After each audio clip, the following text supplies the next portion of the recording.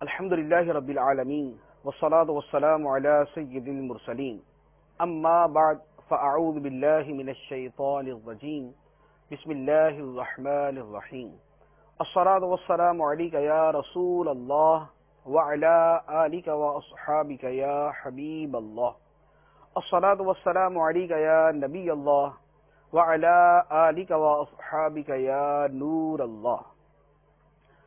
سرکار مدینہ راحت قلب و سینہ صلی اللہ تعالی علیہ وآلہ وسلم کا فرمان عالی شان ہے، بروز قیامت دہشتوں اور دشوار گزار گھاٹیوں سے جلد نجات پانے والا شخص وہ ہوگا جس نے دنیا میں مجھ پر کثرت سے درود پڑھا ہوگا۔ صلو علی الحبیب صلی اللہ تعالی علی محمد صلی اللہ علیہ وسلم۔ شان اولیاء کے حوالے سے ہمارے یہ سلسلے جاری تھے۔ آج اللہ تبارک و تعالی کے ولیوں کے مقام و مرتبہ کے اعتبار سے قرآن و حدیث کی روشنی میں کلام کیا جائے گا۔ اللہ تبارک و تعالی نے اپنے ولیوں کو جو مقام اور مرتبہ عطا فرمایا وہ اللہ تعالی نے قرآن پاک میں بھی بیان فرمایا، اور اللہ کے حبیب صلی اللہ علیہ وآلہ وسلم نے احادیث مبارکہ میں بھی اس کو بیان فرمایا۔ قرآن پاک کے اندر ہے اللہ تبارک و تعالی نے اپنی ولیہ حضرت مریم رضی اللہ تعالی عنہا کا جہاں پر تذکرہ کیا اور حضرت عیسیٰ علیہ الصلوۃ والسلام کی ولادت کا تذکرہ کیا تو فرمایا کہ جب درد ذہ کی وجہ سے وہ ایک درخت کے تنے کے پاس گئیں اور وہاں جا کر شدت غم اور افسردگی کے ساتھ کہنے لگی کہ اے کاش کہ میں اس سے پہلے ہی مر چکی ہوتی اور میں نسیہ منسیہ ہو جاتی، ایک بھولی بسری چیز ہو جاتی۔ تو اللہ تبارک و تعالی نے فرمایا فَنَادَاهَا مِن تَحْتِهَا أَلَّا تَحْزَنِي، اسے تنے کے درخت کے نیچے سے ندا کی، مریم کو ندا کی، اللہ تحزنی، اے مریم غم نہ کر۔ ابھی حضرت مریم نے یہ دعا نہیں کی کہ اے اللہ میرے غم کو دور کر دے، میں غمگین ہوں، پریشان ہوں، میری پریشانی دور کر دے، یہ نہیں کہا، لیکن اللہ تبارک و تعالی نے فرمایا اللہ تحزنی، اے مریم غم نہ کر، قد جعل ربک تحتک سریا، تیرے رب نے تیرے نیچے ایک نہر جاری فرما دی ہے، کیونکہ پانی کی ضرورت ہے۔ ابھی پانی کا سوال نہیں کیا حضرت مریم رضی اللہ تعالی عنہا نے، لیکن اللہ تبارک و تعالی نے پانی کی نہر ان کے کریم میں جاری فرما دی ہے، اور ان کو بھوک تھی، اور بھوک کے بارے میں ابھی اللہ کی بارگاہ میں عرض نہیں کیا کہ اے اللہ میں بھوکی ہوں مجھے کچھ کھانے کو عطا فرما دے، ابھی سوال نہیں کیا۔ سوال کے بغیر اللہ تبارک و تعالی نے فرمایا وَحُزِّي إِلَيْكِ بِجِذْعِ النَّخْلَةِ تُسَاقِطْ عَلَيْكِ رُطَبًا جَنِيًّا، اور کھجور کی ٹہنی کو، اس کی شاخ کو ہلاؤ، تمہارے اوپر تر و تازہ عمدہ کھجوریں گریں گی۔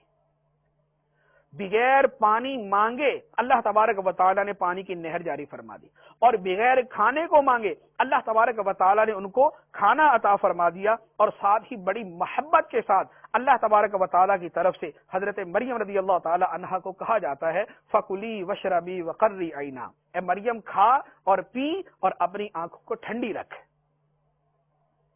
غم دور کیا، پریشانی دور کی، پانی کا اہتمام فرمایا، غذا مہیا فرمائی، اور پھر فرمایا کہ کھاؤ پیو اور اپنی آنکھوں کو ٹھنڈی رکھو۔ تو یہ اللہ تعالیٰ کا معاملہ اپنے ایک ولیہ کے ساتھ ہے۔ تو یہ وہ چیز ہے کہ اللہ تبارک و تعالیٰ صرف ولیوں کو مانگنے پر ہی عطا نہیں فرماتا بلکہ بن مانگے بھی ان کو عطا فرماتا ہے۔ تو جن کو بن مانگے ملتا ہے ہم ان کی بارگاہ میں عرض کرتے ہیں کہ آپ اللہ کی بارگاہ میں ہمارے لیے بھی عرض کر دیں کہ اے اللہ ہمارے معاملات کو بھی آسان فرما، ہماری حاجات کو بھی پورا فرما، ہماری مشکلات کو بھی دور فرما، اور ہمارے معاملات کو بھی حل فرما۔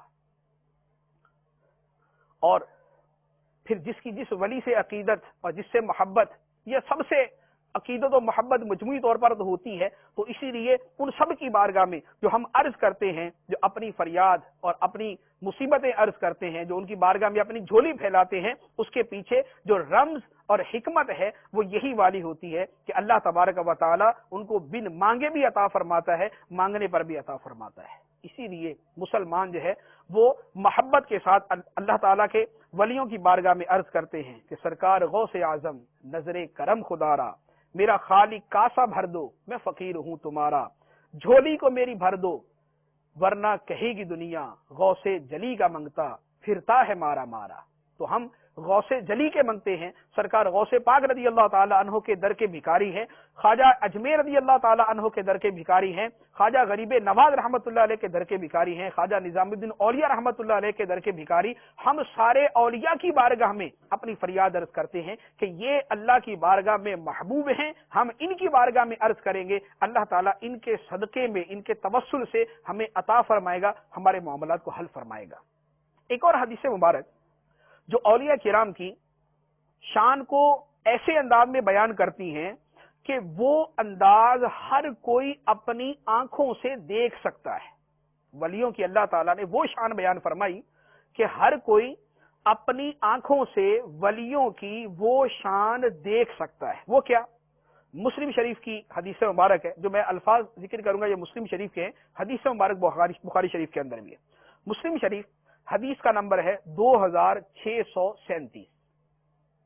حضرت ابو ہریرہ رضی اللہ تعالی عنہ سے روایت ہے, سرکار دو عالم صلی اللہ تعالی علیہ وآلہ وسلم نے ارشاد فرمایا, اللہ تعالی جب کسی بندے سے محبت فرماتا ہے, اللہ تعالی جب کسی بندے سے محبت فرماتا ہے تو جبرائیل امین علیہ الصلوۃ والسلام کو فرماتا ہے, اے جبرائیل میں فلاں بندے سے محبت کرتا ہوں, تو بھی اسے محبت کر. جبرائیل امین علیہ الصلوۃ والسلام بھی اسے محبت کرتے, جس سے اللہ تعالیٰ محبت کرتا ہے, اور جبرائیل امین علیہ السلام کو حکم دیا جا رہا ہے کہ تو بھی اسے محبت کر, تو جبرائیل امین علیہ الصلوۃ والسلام بھی اسے محبت کرتے ہیں. پھر اللہ تبارک و تعالیٰ جبرائیل امین علیہ الصلوۃ والسلام سے فرماتا ہے کہ آسمانوں میں اعلان کر دو کہ اے آسمان والو, اللہ تعالیٰ فلاں بندے سے محبت کرتا ہے, تم بھی اسے محبت کرو. تو اب سارے آسمان والے اس بندے سے محبت کرتے ہیں. اور اس کے بعد فرمایا ثم یودع لہ القبول فی الارض, پھر اس بندے کی محبت زمین میں اتار دی جاتی ہے, رکھ دی جاتی ہے. اس حدیث مبارک کے اندر جو ولیوں کی محبوب خدا ہونے کا, محبوب جبرائیل ہونے کا, محبوب اہل سما ہونے کا اور محبوب زمین اور مقبول در زمین ہونے کا بیان ہے وہ بالکل واضح ہے. اور اس ولی کے ساتھ اللہ تعالیٰ نے جو محبت فرمائی اس کے بارے میں کس قدر اہتمام کے ساتھ بیان کیا جا رہا ہے کہ اللہ تعالیٰ بندے سے محبت فرماتا ہے تو فرشتوں کے سردار جبرائیل امین علیہ الصلوۃ والسلام کو فرماتا ہے کہ میں اس بندے سے محبت کرتا ہوں, اے جبرائیل تو بھی اس کے ساتھ محبت کر. جبرائیل اس کے ساتھ محبت کرتے ہیں. اس کے بعد فرمایا جاتا ہے کہ آسمان والوں میں اعلان کر دو کہ اللہ تعالیٰ فلاں بندے سے محبت کرتا ہے, اے آسمان والوں تم بھی اس کے ساتھ محبت کرو. آسمان والے بھی اس سے محبت کرتے. پھر اس بندے کی مقبولیت زمین کے اندر اتار دی جاتی ہے. گویا ولی دنیا کے اندر بعد میں مشہور ہوتا ہے, آسمانوں کے اندر پہلے مشہور ہو چکا ہوتا ہے. ولی دنیا کے اندر لوگوں کی نظر میں محبوب بعد میں بنتا ہے, اللہ کی بارگاہ میں محبوب پہلے ہو چکا ہوتا ہے. آسمانوں کے اندر محبوب پہلے ہو چکا ہوتا ہے. تو گویا ولی کا شہرہ صرف زمینوں میں نہیں ہوتا, ولی کا شہرہ آسمانوں میں بھی ہوتا ہے. اور اس کا جو مشاہدہ ہم اپنی آنکھوں سے کرتے ہیں وہ آپ کے سامنے ہے. آپ دنیا کے جس خطے جس کونے کے اندر بھی ہیں, کسی بھی اسلامی ملک کے اندر بلکہ غیر اسلامی ملک کے اندر بھی ہیں, آپ وہاں پر دیکھ لیں, ایک ہی شہر کے اندر زمانے کے بادشاہ کا بھی مزار ہوگا, اسی شہر کے اندر اللہ کے ولی کا بھی مزار ہوگا. لوگوں کے دلوں کی رغبت, لوگوں کے دلوں کا اشتیاق, لوگوں کے دلوں کا کھچنا دیکھیں کہ وہ کس کی طرف کھچتے ہوئے چلے جاتے ہیں. لاہور کو دیکھ لیں, لاہور کے اندر بہت سے بادشاہوں کے مزارات ہیں, اور اسی لاہور کے اندر داتا صاحب رحمت اللہ علیہ کا مزار بھی ہے. اسی شہر کے اندر حضرت میاں میر رحمت اللہ علیہ کا مزار بھی ہے. اسی شہر کے اندر اور اولیاء کرام کے مزارات بھی ہیں. بادشاہوں کے مزار پہ جانے والے کتنے اور اللہ کے ولیوں کے مزاروں پر جانے والے کتنے. پھر بادشاہ کے مزاروں پر جانے والے کیوں جا رہے ہیں؟ ایک تاریخی مقام ہے دیکھنے جاتے ہیں, ایک ہسٹوریکل پلیس ہے دیکھنے جاتے ہیں. اور اللہ کے ولیوں کی بارگاہ میں اس لیے نہیں جاتے کہ وہاں کی کوئی وہاں جو ہے مزار بڑا خوبصورت بنایا ہوا ہے، وہاں کی مسجد دیکھنے جا رہے ہیں، وہاں پر جو ہے اور بہت ساری چیزیں دیکھنے کی ہیں وہ دیکھنے جا رہے ہیں، اللہ کے ولی کے مزار پہ جاتے ہیں تو خاص اس اللہ کے ولی کی بارگاہ میں حاضری کے لیے جاتے ہیں۔ بغداد شریف کو دیکھ لیں، بغداد شریف اسلامی سلطنت کا دارالحکومت رہ چکا، دارالخلافہ رہ چکا، کتنے بادشاہوں کے مزار بغداد شریف کے اندر موجود ہیں، اور اسی بغداد کے اندر سلطان الاولیاء، امام الاولیاء حضور سیدنا غوث پاک رضی اللہ تعالی عنہ کا مزار شریف بھی ہے۔ اور لوگوں کے دلوں کی کیفیت دیکھیں کہ بغداد کو یاد کرتے ہیں، اگر مذہبی نقطہ نظر سے دیکھیں گے تو سرکار غوث پاک رضی اللہ تعالیٰ عنہ کی یاد میں یاد کریں گے، بغداد شریف جانے کا قصد کریں گے، دنیا بھر سے جانے کا ارادہ کریں گے تو سرکار غوث پاک رضی اللہ تعالیٰ عنہ کی بارگاہ میں حاضری دینے کے لیے جائیں۔ کوئی نہیں کہے گا کہ فلاں بادشاہ ایک زمانے میں وہاں ہو چکا ہے، وہاں گزرا ہے، اس کا مزار ہے، اس کے مزار کو دیکھنے جاتے ہیں، اس کے مزار پہ حاضری دینے کے لیے جاتے ہیں۔ اگر پاکستان سے، ہندوستان سے، شام سے، دنیا کے کسی ملک سے بغداد شریف کوئی حاضری کے لیے جائے گا تو کسی بادشاہ کے مزار کی حاضری کے لیے نہیں جائے گا، سرکار غوث پاک رضی اللہ تعالیٰ عنہ کے مزار کی حاضری کے لیے جائے۔ تو یہ کیا چیز تھی؟ یہ وہی چیز تھی جو اللہ تبارک و تعالی نے جبرائیل امین علیہ الصلوۃ والسلام کو فرمائی تھی کہ میں اس سے محبت کرتا ہوں، تو بھی اسے محبت کر، اور آسمان والوں میں اعلان کر دے کہ اللہ تعالیٰ اس بندے سے محبت کرتا ہے، اے آسمان والوں تم بھی محبت کرو، اور پھر اس کی مقبولیت زمین میں اتار دی جاتی ہے۔ تو یہ زمین کے اندر اتری ہوئی مقبولیت ہے کہ جو لوگوں کے دلوں کے اندر سینکڑوں سال گزر جانے کے باوجود بھی ان ولیوں کا راج ہوتا ہے۔ اور یہ بات کہ مخلوق خدا اللہ کے ولی سے محبت کرتی ہے، یہ صرف حدیث مبارک میں نہیں بلکہ قرآن پاک کی آیت مبارکہ سے ثابت ہے۔ چنانچہ قرآن پاک کے اندر سورہ مریم کے اندر اللہ تبارک و تعالی ارشاد فرماتا ہے، آیت نمبر 96 ہے، اللہ تعالیٰ نے ارشاد فرمایا ان الذین آمنوا وعملوا الصالحات سیجعل لهم الرحمن ودا، بے شک وہ لوگ جو ایمان لائے اور اچھے عمل کیے، رحمان ان کے لیے محبت پیدا فرما دیتا ہے۔ لوگوں کے دلوں میں اللہ تعالیٰ ان بندوں کے لیے محبت پیدا فرما دیتا ہے۔ تو ولیوں کی محبت کا پیدا ہونا اللہ تبارک و تعالی خود قرآن پاک کے اندر بیان فرماتا ہے۔ تو جب جن کی محبت اللہ تبارک و تعالی لوگوں کے دلوں میں ڈالتا ہے، اب اگر کوئی شخص کہتا ہے کہ میں ولیوں سے محبت نہیں رکھتا، میں ان سے عقیدت نہیں رکھتا، میں ان سے دور ہوں، میں ان کی تعظیم نہیں کرتا، تو اس کا مطلب یہ ہوا کہ یہ ان لوگوں سے ہے جن کو اللہ تعالیٰ نے اپنی رحمت سے دور کر دیا ہے، جن کو اللہ تعالیٰ نے اپنی یاد سے ہی دور رکھا ہے، کہ اپنے ولیوں کی محبت سے ان لوگوں کو محروم کر دیا۔ ولیوں کے مقام و مرتبہ کے اوپر ایک اور حدیث مبارک ترمذی شریف کے اندر حدیث مبارک ہے، اور حدیث کا نمبر ہے 2390۔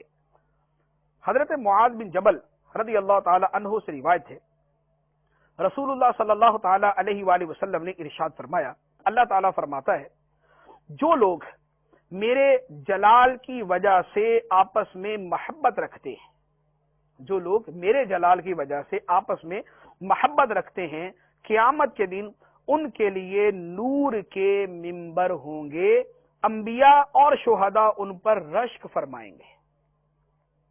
یہ بھی ولیوں ہی کی شان ہے کہ اللہ کی خاطر ایک دوسرے سے محبت رکھتے، اور جب اللہ کی خاطر ایک دوسرے سے محبت رکھتے تو اللہ تعالیٰ ان کو صلہ کیا عطا فرماتا ہے، فرمایا کہ قیامت کے دن جب مخلوق اپنی پریشانیوں میں، کوئی پسینے کے اندر، کوئی گرمی کے اندر، کوئی کسی حالت کے اندر، کوئی حساب دینے میں لگا، کوئی کسی کام میں لگا ہوا، اللہ کے یہ ولی قیامت کے اسی میدان کے اندر نور کے منبروں پر جلوہ فرما ہوں گے، اور نبی ان پر رشک فرمائیں گے، شہداء ان پر رشک فرمائیں گے۔ نبیوں کا رشک فرمانا ان کو پسند فرمانا ہے، ان کے ساتھ اپنی محبت کا اظہار فرمانا، اور ان کے بارے میں اچھے خیالات جو ہے اپنے دل کے اندر پیدا فرمانا ہے۔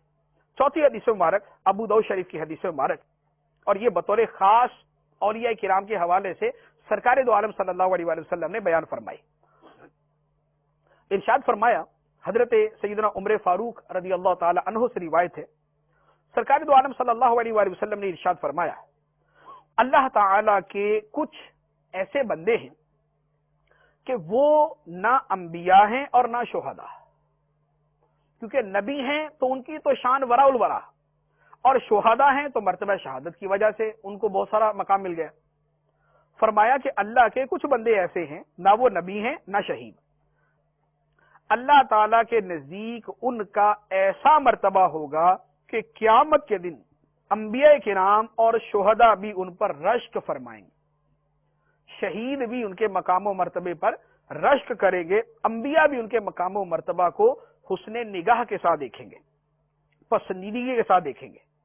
لوگوں نے عرض کیا یا رسول اللہ صلی اللہ علیہ وسلم ارشاد فرمائیے یہ کون لوگ ہوں گے جن کا قیامت میں اتنا مقام ہے، یہ کون لوگ ہوں گے؟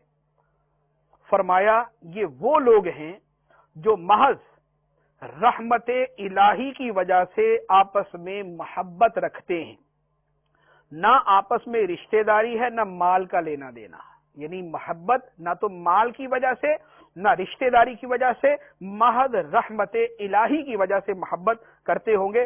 اور سرکار صلی اللہ علیہ وآلہ وسلم فرماتے ہیں خدا کی قسم ان کے چہرے نور ہیں، ولیوں کے چہرے قیامت کے دن نور ہیں اور وہ خود بھی نور پر ہوں گے، جبکہ لوگ خوف میں ہوں گے یہ لوگ بے خوف ہوں گے۔ قیامت کے دن جب دوسرے لوگ خوف میں ہوں گے اس وقت انہیں خوف نہ ہوگا، اور جب دوسرے لوگ غمگین ہوں گے یہ اس وقت غمگین نہ ہوں گے۔ مخلوق پریشانی میں یہ مطمئن اور آسودہ حال ہوں گے، لوگ غم کے اندر ہوں گے اور یہ اللہ کے ولی غم سے محفوظ ہوں گے، غم سے پاک ہوں گے۔ اور پھر اس پر سرکار دو عالم صلی اللہ علیہ وآلہ وسلم نے خود قرآن پاک کی آیت مبارکہ کی تلاوت فرمائی، الا ان اولیاء اللہ لا خوف علیہم ولا هم یحزنون، سن لو بے شک اللہ کے ولیوں پر نہ کچھ خوف ہے اور نہ وہ غمگین ہوں گے۔ تو یہ اللہ تبارک و تعالیٰ کے ولیوں کا مقام کہ قیامت کے دن اللہ تعالیٰ ان کو کیسی شان و شوکت عطا فرمائے گا، ان کو کیسا مقام و مرتبہ عطا فرمائے گا۔ ایک اور حدیث مبارک، یہ حدیث مبارک مسند امام احمد کی حدیث ہے اور حدیث کا نمبر ہے 896۔ روایت ہے کہ حضرت علی رضی اللہ تعالی عنہ کے پاس اہل شام کا تذکرہ ہوا، ملک شام کے لوگوں کا تذکرہ ہوا، تو چونکہ ان کے ساتھ جنگ چل رہی تھی تو عرض کیا گیا کہ حضور آپ ان پر لعنت کریں، اہل شام کے اوپر آپ لعنت کریں۔ سیدنا علی المرتضی شیر خدا کرم اللہ تعالی وجہہ الکریم نے ارشاد فرمایا کہ نہیں، اہل شام پہ لعنت نہیں کروں گا۔ میں نے حضور اقدس صلی اللہ تعالی علیہ وآلہ وسلم کو ارشاد فرماتے ہوئے سنا ہے کہ ابدال شام میں ہوں گے، ابدال ولیوں کی قسم، ابدال شام میں ہوں گے اور وہ 40 حضرات ہیں، جب ان میں ایک وفات پاتا ہے تو اللہ تعالیٰ اس کی جگہ دوسرے کو بدل دیتا ہے۔ اور اب ان ولیوں کی بطور خاص جو شان بیان فرمائی، فرمایا ان ولیوں کی برکت سے بارشیں برستی ہیں، ان ولیوں کی برکت سے دشمنوں پر فتح حاصل ہوتی ہے، اور ان ولیوں کی برکت سے شام والوں سے عذاب دور ہوتا ہے۔ یہ اللہ تعالیٰ کے ولیوں کی شان کہ یہ جس ملک میں موجود ہیں تو وہاں پر بارشیں ان کے ذریعے برستی ہیں، وہاں پر دشمنوں پر فتح ان کے ذریعے حاصل ہوتی ہے، اور اللہ تعالیٰ کے عذاب سے حفاظت ان ولیوں کے ذریعے نصیب ہوتی ہے۔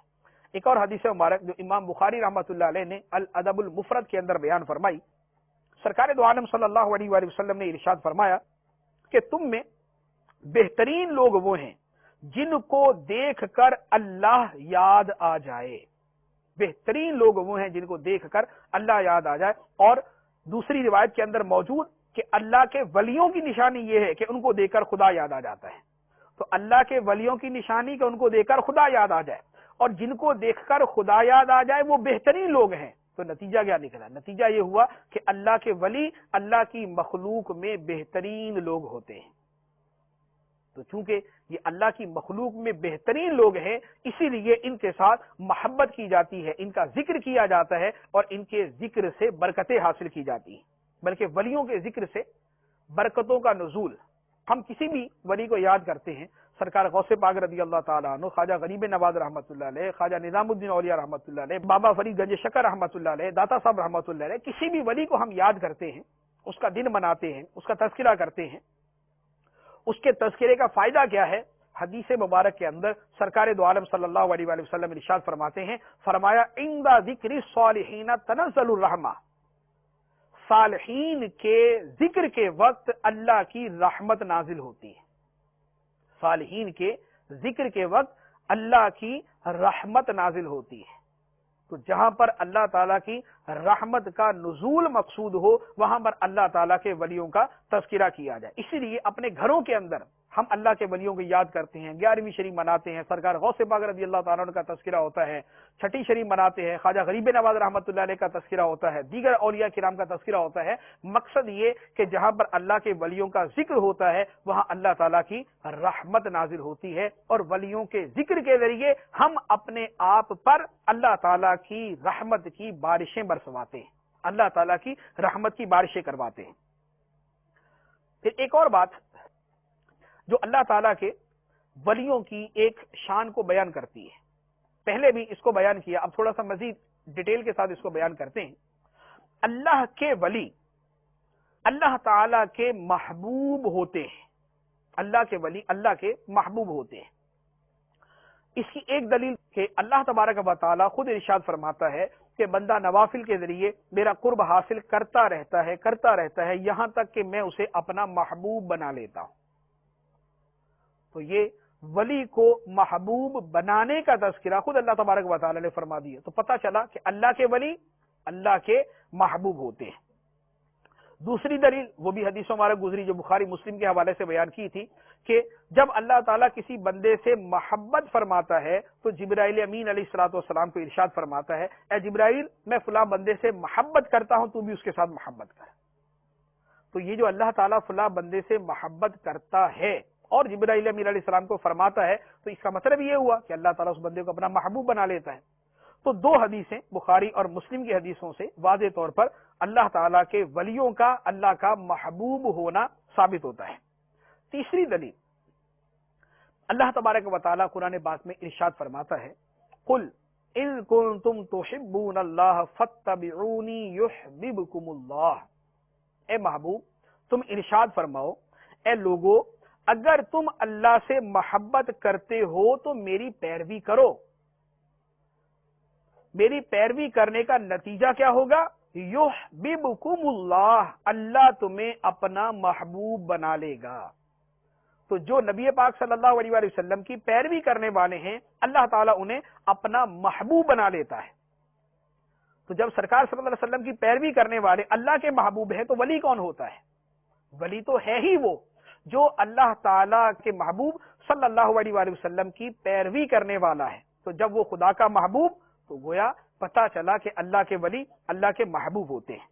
اور ایک اور قرآن پاک کی آیت مبارکہ سورہ مائدہ آیت نمبر 54 اس میں واضح طور پر اللہ تعالیٰ فرماتا ہے فَسَوْفَ يَأْتِ اللَّهُ بِقَوْمٍ يُحِبُّهُمْ وَيُحِبُّونَهُ، کہ قریب ہے کہ اللہ تعالیٰ ایسی قوم کو لے آئے، کیسی قوم؟